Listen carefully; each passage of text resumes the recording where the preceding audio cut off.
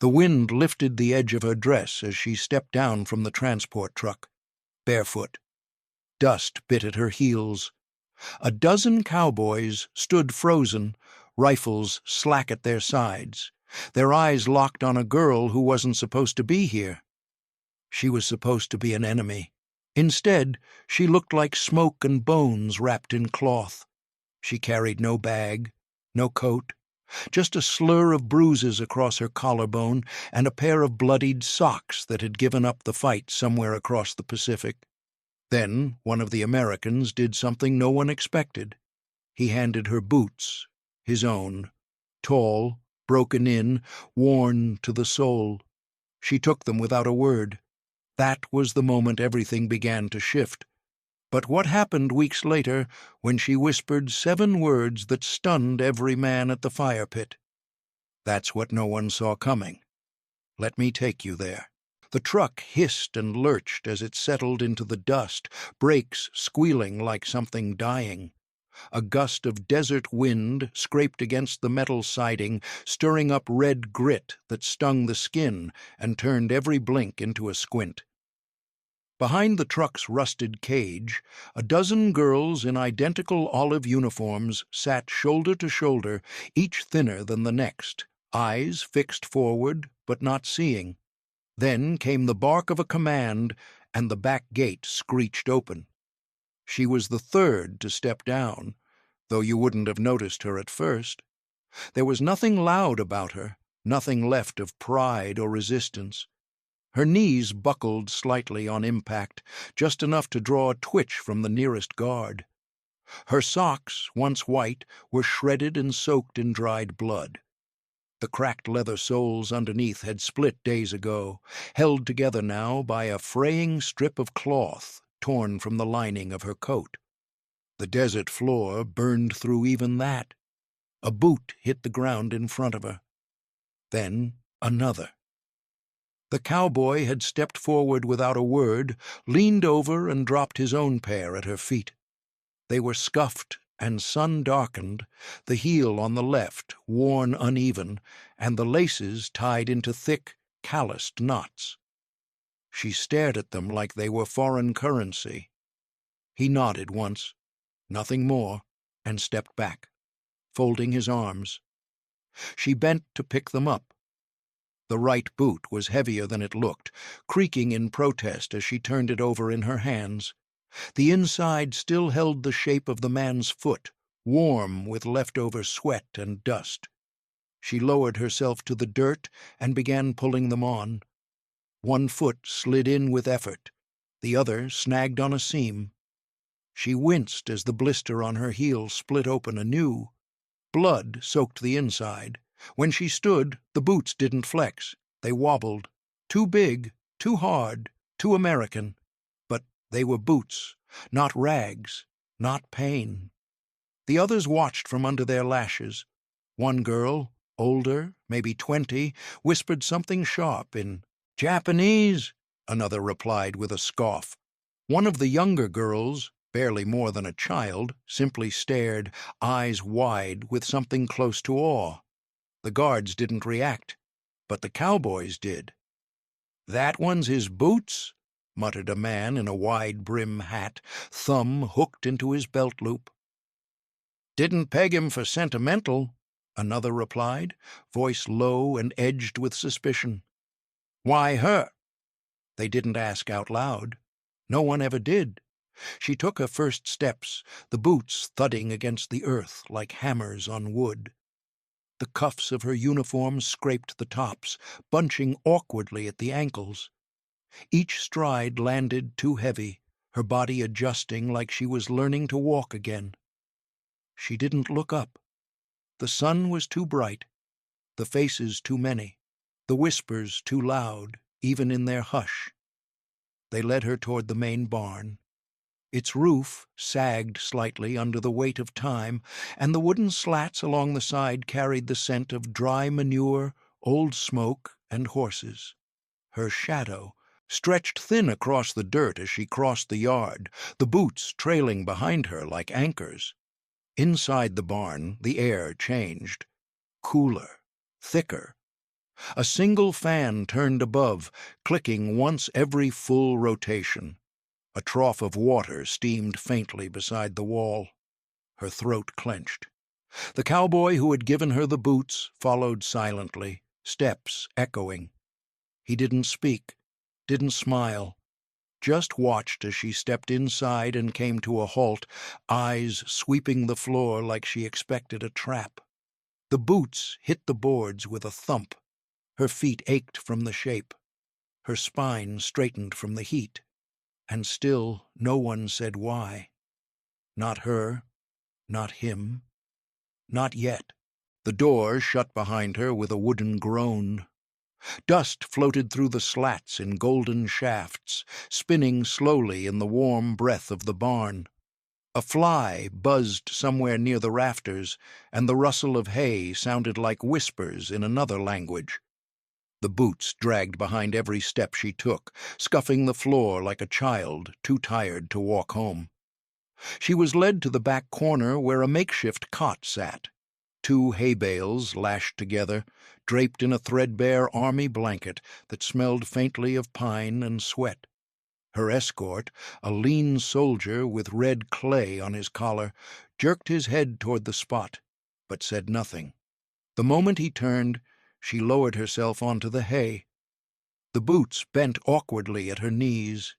She reached down, tugged at the laces. Her fingers fumbled against the tightness. The leather stuck to the skin at her ankle, tacky with dried blood. The left one slipped free with a pop, and her heel throbbed from the sudden exposure. She hissed through her teeth. The right boot came off slower, cracked leather scraping against the sole of her foot like bark against soft skin. The boots thudded onto the hay beside her. She didn't set them down gently, but she didn't push them away either. One tipped onto its side. She picked it up, righted it again. Then she stared. The heel was chipped. The inside still held the imprint of the cowboy's foot, slightly sunken in, still warm enough to confuse her body into thinking he was close. She pressed her palm against the arch, feeling the indent. Then she pulled the boots toward her chest and cradled them against her ribs. Her grip was too tight for comfort, but she didn't loosen it. The straw poked through the thin cotton of her uniform. One piece slid up her sleeve and scraped her shoulder. She shifted slightly, tucking herself sideways, one arm curled around the boots, the other shielding her eyes from the strip of light coming through the slats. The scent of the boots was sharp, sweat, earth, and something smoky. She inhaled again, and the barn fell away. The scent pulled her backward, back to the train car, cramped, clanging, filled with bodies and metal and panic. The wooden walls had creaked like these ones, the scent of heated leather mixed with soot and iron. Through the slats in that train, she'd watched towns blur by, while fires bloomed in the distance, silent and orange. Then came the hoofbeats, rhythmic, fast. She hadn't seen the horses, only heard them, dozens, maybe hundreds, racing alongside the tracks in that final hour before the city fell. Back in the barn, her body twitched. She flinched so hard the boots slipped from her grasp. One hit the floor with a dull knock.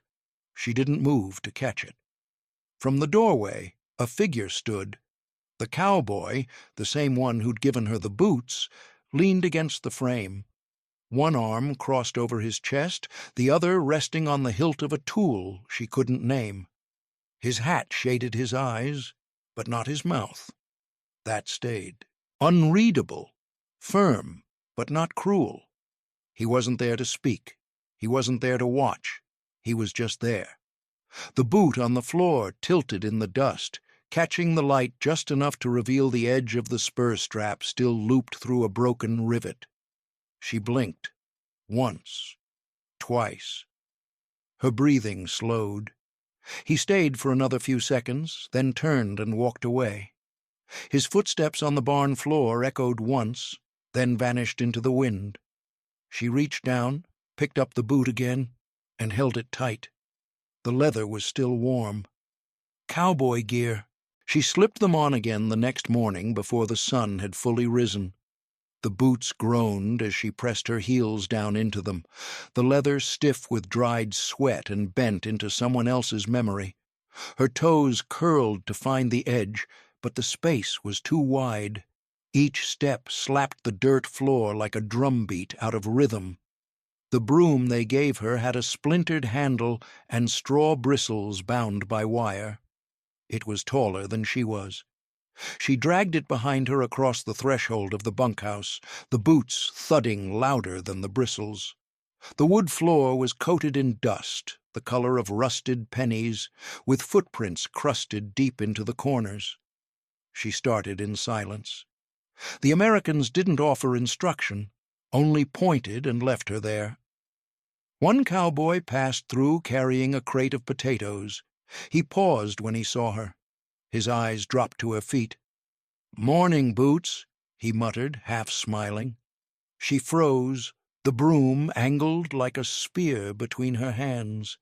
He didn't explain, just kept walking, the crate pressing into his chest, the smell of dirt and starch trailing behind him. The name stuck. Later that day she heard it again, from across the corral. Two men leaned against a split-rail fence, spitting tobacco into the dry grass. One nodded in her direction as she stumbled on the barn step. "Boots is still getting used to walking," he said, just loud enough. They laughed, not cruelly, not kindly. The word carried in the air like a pebble, skipped across still water. She didn't flinch. She kept sweeping. The boots gave her inches she didn't earn. They lifted her off the ground in ways nothing else had. When she walked now, the dust parted differently. She felt it in her hips, the shift, the weight. The blisters were worse, raw on both ankles, hot and tender under every step. But she didn't limp. She pressed down harder. She wore them everywhere. To the trough, to the coop, to the fence where the mares were brushed and saddled. When a corporal told her to shovel hay, she knelt in them. When they told her to clean the mess benches, she crouched in them. The boots scraped wood, clacked against stone, and sometimes caught the heel of her opposite foot. But she didn't complain. She began walking straighter. Not out of pride, out of necessity. When she hunched, the backs rubbed raw. When she let her knees buckle, the heels slammed too hard. The boots taught her how to move again, how to carry weight low and steady. She stopped dragging them. She made them hers, by force, if not by fit. By the third morning, the cowboy from the barn door was waiting by the tack shed with a shallow basin of water and a rag. He didn't speak, just set it down and tapped the toe of one boot with his own. Then he walked off. She knelt beside the basin and stared at the boots. The leather was cracked at the creases, dust caked into the seams. She soaked the rag, wrung it out until it dripped slowly like tears from a pipe, and began to clean them. One stroke, then another. She wiped around the welt, down to the heel, across the tongue.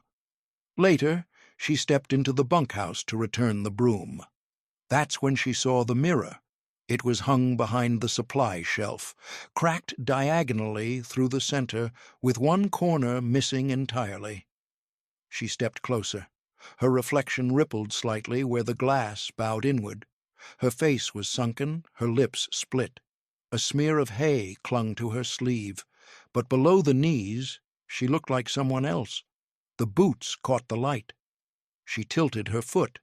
The heel clicked. She stared. The girl in the glass wore a uniform 3 sizes too big and boots 2 sizes too large. She looked like she'd borrowed someone's life. But the boots stayed on, and so did the name. The next morning she left the boots by the barn door. The dirt was cool against her bare feet, packed tight from years of hooves and wheel ruts. Tiny pebbles jabbed her soles with every step, but she didn't flinch. Compared to iron nails in rice sacks or the broken floorboards of evacuation trains, this was tolerable. almost kind. They'd assigned her to the stables without a word, just a nod and a gesture toward the corral. The smell met her before she reached it. Hay soaked in old urine, saddle oil, dry manure, and something metallic, like rust. A pitchfork leaned against the wall, and a line of worn halters dangled like trophies above a row of empty stalls. Only one stall was occupied. The mare's name was stenciled in chipped white paint across the gate. Clementine. She was cinnamon-colored with a pale stripe between her eyes and white stockings down her legs like bandages. Her ears twitched as the girl approached, but her body didn't shift. The cowboy had warned the others. "Don't get close unless you like being kicked in the lungs," he'd said, tapping the bruised welt on his thigh. But when the girl reached the stall, Clementine didn't rear. She blinked. Once. Then again. The girl slipped between the slats slowly, keeping her hands low. No sudden movements, no sounds. The hay squished softly beneath her toes, damp and warm. She moved around to the mare's side and waited. The horse stayed still, one flank rising and falling like the swell of an ocean wave. She reached out. Her fingers brushed Clementine's ribs, and the skin twitched once, then settled. She exhaled through her nose. The horse, not the girl. The coat was coarse and warm, laced with sweat and the thick scent of leather tack. She pressed her palm flat against the ribs and felt the shudder of breath underneath. For a moment her hand stayed there, unmoving. Then she reached for the brush, hanging from a nail on the wall. It was rough in her grip, bristles like dried pine needles, wooden handle scarred with half a dozen bite marks. She ran it along the mare's side in slow, deliberate strokes. Dust bloomed with every pass, caught in the shafts of morning light slanting through the stable slats. The rhythm soothed them both. Each sweep of the brush peeled back a layer of filth, of noise, of tension. The muscles under her palm loosened. Clementine's tail swished lazily. Birds chirped from the rafters. Outside, someone coughed, and a metal bucket clanged. Neither the girl nor the horse looked up. After a while, she crouched and began working down the front leg, her knuckles brushing against the fetlock. Her bare toes curled in the hay for balance. The boots sat at the edge of the stall, upright, laces tucked inside like waiting tongues. They looked out of place here, too clean, too still. That's when she sensed him again, the cowboy. She didn't hear him enter, but she felt the shift in air, the smell of pipe smoke mixed with horse sweat. She turned slightly and caught the blur of him leaning against the stall gate, hat low, arms folded, mouth a neutral line. He didn't speak, didn't interrupt, but his eyes were fixed on her bare feet in the hay. She paused, then kept brushing. He didn't move, not until she finished. She patted Clementine's neck and stepped back. The mare's tail flicked once. The brush was set carefully back on its hook, and only then, without looking up, did the girl reach down and slip the boots back on. The left one stuck slightly, catching on a new cut near her heel. She bit her lip and pushed through. When she looked up again, the cowboy was gone, but Clementine stood calm, and the boots were on. They stayed on through the morning chill, through the first sweep of the stable, through the quiet shuffle of hooves and the creak of wood waking under weight. Dust clung to the leather where she'd knelt the day before, fine as flour, settling into the seams and darkening the creases along the toes. When she walked, the soles no longer slapped wildly. They struck the ground with a duller sound now, more measured. The boots had begun to remember her feet. She felt it when she crossed the yard at dawn. The ground was cold, the kind of cold that bit upward through the soles and crept into the bones. She moved slower, careful of the blister on her right heel that had torn open during the night. The sock stuck to it, and when she lifted her foot, the skin pulled with it. She didn't make a sound. Her breath stayed even. Only her fingers tightened around the empty feed bucket she carried.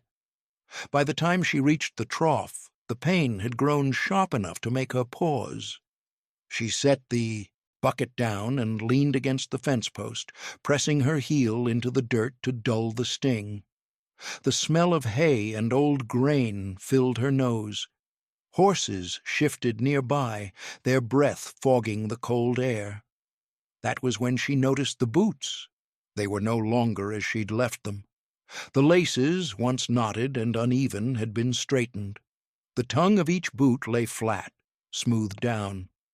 Mud that had dried along the heel was gone, rubbed clean. Even the cracked leather looked darker, as if someone had rubbed oil into it with patient hands. She crouched slowly, testing her weight. The boots were warm, not warm from the sun, warm from touch. She ran her fingers along the laces. The knots were tied in a way she hadn't done. Neater, tighter. The loops lay flat instead of twisting. Her hands hovered for a moment, unsure. Then she slid her feet back in. The leather closed around her ankles like a fitted brace. She tugged once, then again, feeling the shape settle around her heel. The pain was still there, but muted, held in place by the firmness of the tie. She stood, testing her weight. The ground felt steadier. A shadow crossed the dirt. She looked up. The cowboy stood a few steps away, hat pushed low, sleeves rolled to his elbows. Dust clung to his cuffs. His hands were rough, knuckles scarred, the kind that had worked rope and wood for years. He didn't speak. He didn't smile. He simply watched her take a step, then another. She took one more, slower this time. He knelt. The movement was sudden enough to make her stiffen, but he stopped short, one knee on the ground, the other bent. He reached for the loose lace at her ankle, fingers careful, almost hesitant. She didn't pull away. The air felt thick, heavy with the smell of leather and hay and the faint tang of sweat. He tied the knot with practiced ease. Pull, cross, tuck, tighten. The lace slid through his fingers with a quiet rasp. His knuckles brushed her skin once, just once, and he drew back, immediately, as if burned. She didn't look at his face. She watched his hands retreat, watched the dust cling to his palm as he wiped it on his trousers. When he stood, he stepped back, giving her space. For a moment, neither of them moved. Then she shifted her weight again. The boots held. They didn't bite. They didn't slip. They carried her weight cleanly, evenly. She took a step, then another. The ground no longer felt uneven beneath her. She stood straighter, shoulders squared, chin lifted without meaning to. The cowboy nodded once. Not approval. Recognition. He turned and walked away, boots crunching against gravel, leaving her alone with the dust, the quiet, and the weight of the leather still hugging her ankles. She looked down at her feet. The boots were no longer borrowed. They fit, and she did not take them off. The boots didn't leave her that night. She kept them on even when the sun dipped low and the barn shadows stretched across the dirt like spilled ink. Every step echoed faintly as she crossed the compound. The boards underfoot groaned where others had walked, but the sound from her boots was sharper now, more deliberate. The truck came back late. Headlights cut through the dark like knives. The grill was dented. One door hung open, rattling on its hinge. Two men helped the cowboy down from the back, his shirt blood-stained and his hand clutched tightly to his ribs. His boots dragged slightly. One spur clinked hollow against the metal step. They half-carried, half-guided him into the side room of the mess hall. The lights inside flickered yellow, buzzing faintly with flies circling above the oil lamp. She didn't ask permission to follow. She simply stepped forward, the toe of her boot catching on the threshold as she entered. He sat on a bench, breathing hard, jaw clenched. His hat was gone. A line of blood ran from his temple to the edge of his collarbone, already drying into a dark ridge. His shirt was torn at the shoulder. She knelt beside him. Someone tossed her a canteen. She caught it, unscrewed the lid, and soaked a cloth from the supply shelf. The water ran clear for only a moment. Then it turned pink. She dabbed the cloth against his temple. His breath caught, but he didn't pull away. The wound beneath his ribs was worse, torn open like a split seam, jagged from something blunt. She fetched a needle and thread from the kit nearby. The thread was stiff, almost waxy. The needle gleamed in the lamplight. His hands braced the edge of the bench. When she pushed the needle through skin, his jaw tightened, but he didn't make a sound. She counted the stitches aloud, whispered in Japanese. Not for him, for herself. 7, 8, 9. She tied off the last one with fingers that had once folded gauze by candlelight while bombs fell outside the windows of a Nagoya hospital. He let out a slow breath. She rinsed the cloth again, wiped down his chest, and pressed the last of the clean fabric to the stitch line. Blood had soaked into her sleeve. When she stood, her knees cracked softly. The boots had dried with dust around the soles, and a line of grit outlined where her foot bent. She stepped out into the cool night air, the scent of blood still clinging to her skin. The wind brushed through the mesquite, carrying the smell of burnt wood from the kitchen hearth. She didn't go back to the bunk. Instead, she walked to the small cabin near the edge of the property, the one he used when he didn't ride home. The steps creaked. The porch boards flexed. She opened the door slowly. Inside, the room was still. His shirt was folded on the chair, the cot's blanket half thrown to the side. His boots sat by the frame, scuffed, empty, silent. She stood in the doorway for a long time. Then, slowly, she stepped out of her boots. One at a time. She placed them by his door, not at the threshold, not tossed, placed, carefully, toe to toe, heels aligned, an offering. Then she turned, walked back to the barn barefoot, the ground cold and uneven beneath her. She didn't understand the pressure in her chest, the pulsing in her fingertips. But when she reached her cot, her breath was shallow, and her hands shook. She didn't sleep. When morning came, the sun found her sitting upright, hands folded in her lap, the blanket untouched. The boots were gone from beside her bed. Not stolen, just gone. She didn't ask, didn't search. She waited. That evening, just before dusk, a folded dress appeared at the foot of her cot. Navy blue, short-sleeved, frayed at the hem, but freshly washed. It smelled faintly of lye soap and old cedar. Tucked beneath it was something heavier. She lifted the fabric and saw them, her boots, polished, soles brushed clean, laces looped into bows. Outside, the air was shifting.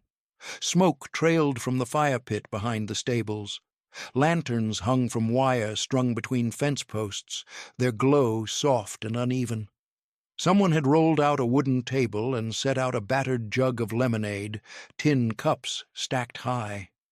Laughter drifted like wind through tall grass, easy, loose. She changed in silence.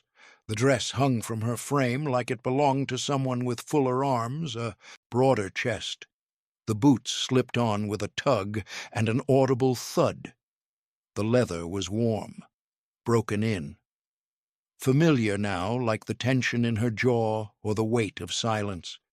When she stepped outside, the wind caught the hem of the dress and flicked it against her knees. It was cooler than the day before, the kind of cool that carried scents deeper. Wood smoke, charred meat, tobacco. something sweet she couldn't name. They'd built the fire high, logs cracked under their own weight, spitting sparks that jumped and swirled before vanishing into the dusk. A man with a banjo sat on an upturned crate, one boot thumping rhythm into the dirt. Another held a fiddle tucked into his shoulder like a rifle. She stood just beyond the circle. No one noticed her at first. Or maybe they did and said nothing. That suited her. She watched the way they tapped their boots in time, the way their fingers danced across strings with a speed she couldn't follow. The cowboy was there.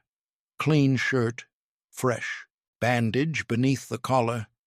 His hat tilted slightly back, revealing the line of the bruise just beginning to yellow at his cheek. He saw her, didn't wave, just tipped his head once and stepped forward. She didn't retreat. He reached out, palm up, fingers slightly curled. His hand looked like it had been scraped by barbed wire, nicked and scarred, but steady. The music shifted, slower now, loping like a horse at rest. She placed her hand in his. The boots thudded against the dirt as he pulled her gently into the open space between the fire and the men. At first, her steps were stiff. She moved like someone in a borrowed body. The dress tugged at her knees. The fire's heat hit one side of her face, the wind chilled the other. He placed one hand lightly at her back.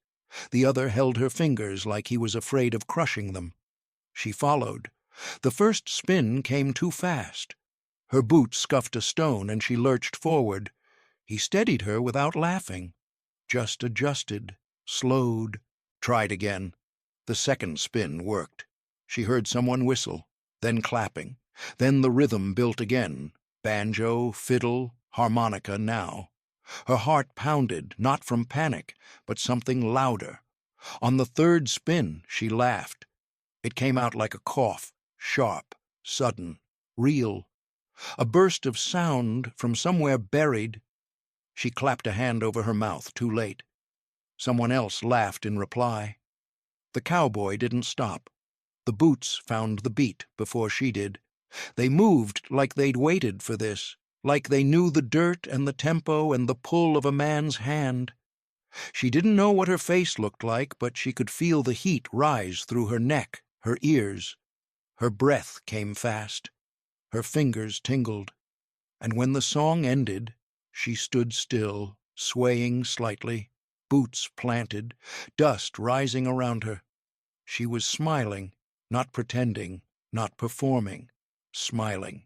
The warmth from the fire still clung to her skin as they stepped away from the circle. Laughter echoed behind them, muffled now by the wind and the distance. The night was soft, cotton thick, perfumed with sagebrush and the lingering sweetness of scorched sugar from someone's failed attempt at roasting apples. They walked slowly. No urgency, no words. The earth beneath them was uneven, still warm from the day, its dust clinging to the edges of her boots. The stars stretched overhead like spilled salt, and somewhere behind the barn an owl hooted once, short and flat. He kept his hand close, not quite touching her, but near enough that she could feel the heat of his knuckles. Every few steps, their shoulders brushed. She didn't step away. When they reached the barn, the lantern outside flickered in the breeze. Its metal frame ticked softly as it cooled, casting a low amber glow across the planks. The barn door was slightly ajar. Inside, it was dark, quiet. He paused there, at the threshold. She turned to face him. He reached down, slow, deliberate, and touched the side of her left boot. Just his fingertips, running along the welt where the leather curled slightly upward from weeks of wear. She didn't move. His hand slid lower, to the lace. He didn't tug, just rested his thumb against the knot. The air between them felt stiller than the desert. Then she whispered, "Don't." He looked up. The word hung there, suspended in the small space between his crouched figure and her rigid frame. His eyes, usually squinted against the sun or shaded beneath that worn hat, were clear now, full of something sharp and soft at once. His hand didn't fall away immediately. It lingered, just a second longer than it should have, before retreating. He stood slowly, boots crunching softly against the ground. Her hands trembled as she pulled them behind her back. She curled her fingers into the fabric of her dress to hide it. He didn't speak. His brow twitched, slightly, like he wanted to say something but hadn't found the shape of the sentence yet. Her throat ached. She hadn't used her voice in hours, maybe days. But the words came anyway, scraped up from somewhere raw. "I'll be your mistress." She said it before her mind could stop it. The words fell out, stiff, ugly, unfinished. She saw it hit him. He didn't recoil, but his jaw shifted, clenched once, hard. His breath caught and stayed lodged behind his collarbone. "If that means I get to stay." The second half cracked when it landed, softer, childlike. The space between them didn't shrink, didn't expand. It just held. His hands dropped to his sides, open, empty. His gaze didn't drift. He looked straight into her, through the accent, through the shame twisting in her ribs. A night breeze kicked up dust around their boots. It swirled briefly like smoke without a fire. The barn door creaked. Inside, one of the cows shifted with a sleepy grunt. Neither of them moved. He didn't answer. He just looked at her, like he was searching for something that had no name, something that wasn't allowed in language. Her breath caught. The boots suddenly felt heavy again, not from weight, from the silence they stood in. She looked down. The laces were still tight. Her legs were steady. The offer hung in the air, not retracted, not pushed forward. And still, he said nothing. Then, gently, he stepped aside. He pulled the barn door open wider, didn't touch her, didn't follow. She stepped inside, past him, boots brushing wood, breath shallow. And he stood there in the doorway, backlit, silent, watching, but not moving. When she woke, the sun had barely crested the ridge. The barn was still dim, shadows stretched long across the dirt floor.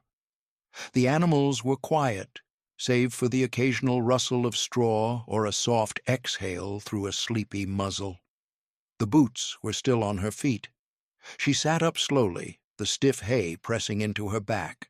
Dust clung to her dress, and the hem was damp with dew. She brushed at it with one hand, the other groping blindly toward the cot's edge. That's when her fingers touched metal, cold, not rusted or dull, but smooth, polished, startlingly clean against the grime of the barn. She froze, then leaned forward. There, just beyond the toe of her boot, lay a pair of spurs. They were heavy-looking, gleaming silver with sun-etched leather straps curled like a resting snake. The rowels caught the sliver of dawn light and fractured it, sending faint starbursts onto the floorboards. Her breath caught in her chest. She didn't touch them right away. She stared, blinking as though they might vanish. But they didn't. They stayed, still, waiting.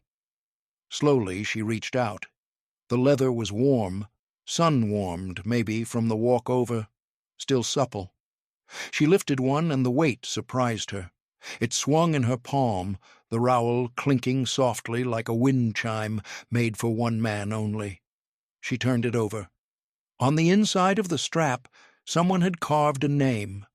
Faint, scratched deep years ago. Not hers. His. She set it in her lap, then picked up the second.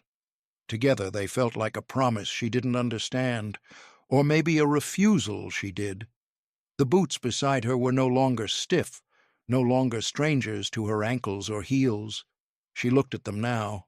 creased and darkened, the laces knotted just how he'd tied them. They weren't clean, but they weren't caked in blood any more either. She ran a thumb over the toe of the left one. The scuff from Clementine's kick was still there, faint but visible. She smiled without meaning to. The spurs hadn't come with a note, not even a look, but she knew. They weren't a gift of ownership. They were a gift of place. Her throat tightened before she could stop it. She pressed the back of her hand to her mouth, inhaling the scent of dust, leather, and old sweat from her skin. Her shoulders started to shake. She didn't sob. She didn't wail. Just tears, silent, sharp as cracked glass, running clean tracks down her cheeks. Not from shame, but from something worse and better. Being seen, being named without words. She cried like someone finally allowed to. When the light grew stronger, casting gold across the stable walls, she wiped her face on the hem of her dress. Then she slipped on the boots. They went on easy now. No resistance. She stood. Her feet didn't buckle. She didn't pick up the spurs. Not yet, but she didn't leave them behind either. She placed them gently into the canvas bag she'd been given on arrival, folding the straps over twice before pulling the drawstring tight. As she walked out into the yard, the boots thumped steadily, keeping time. No one stopped her. No one stared, but a few men nodded. One tipped his hat. The boots moved beneath her like they belonged to her, like she'd earned them. Not because she'd asked, but because she hadn't run. They gave her a single canvas sack for personal belongings. It had a drawstring so tight she had to bite it between her teeth just to cinch it. The ship would leave at dawn. Repatriation, they called it, like some kind of factory recall, as if she were a tool returning to the wrong toolbox. The others were already in line, clutching duffels or nothing at all. The wind that morning came off the desert, hard and cold, slicing through the yard like it wanted to take a piece of everyone home with it. She sat cross-legged on the edge of her cot, boots in her lap. Scuffed at the toes, the leather was cracked where the ball of her foot had bent them 1,000 times. The laces were mismatched now, one brown, one black, both frayed. Dried mud still clung to the heel seams from last week's flood. They weighed just over 3 pounds, but they carried years. She didn't put them on. Not today. She brushed them gently with the edge of her sleeve, then tucked them into the bottom of the sack, beneath the few things she allowed herself. A soft, bristled hairbrush gifted by one of the ranch hands, a folded photo of Clementine taken with someone else's camera, and a letter she never opened. She stood barefoot in the dirt. The earth was still warm, even in morning. Grit pressed between her toes. She flexed them, grounding herself, then lifted the bag and slung it over her shoulder. No one stopped her as she walked toward the truck. The cowboy was there, by the fence, hat low, hands gripping the top rail. She didn't speak. Neither did he. But as she passed, she nodded once. He nodded back. Not goodbye, just something quieter. The kind of nod two people give when they've survived something not meant to be spoken. The ship rocked gently in the harbor, ropes creaking like tired joints. She boarded barefoot, carrying the sack in both arms like it might break if jostled wrong. The deck smelled of salt and oil.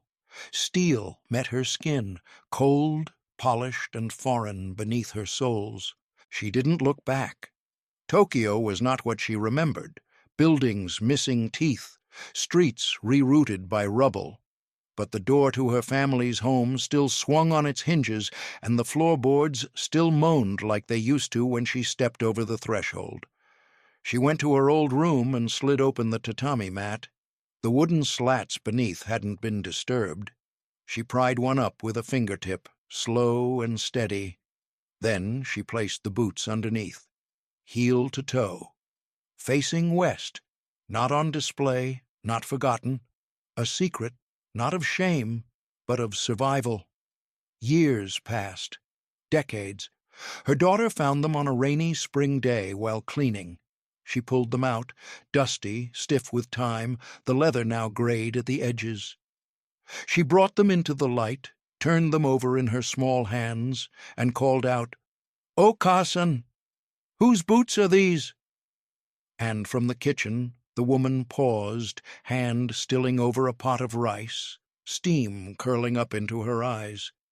She didn't answer right away. She reached for a cloth, wiped her hands slowly.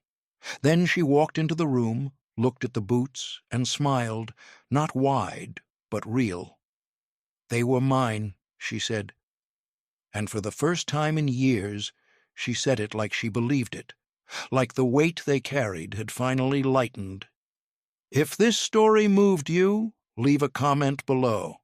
And if you want more untold stories like this, raw, quiet, and real, don't forget to like the video. It keeps these voices alive.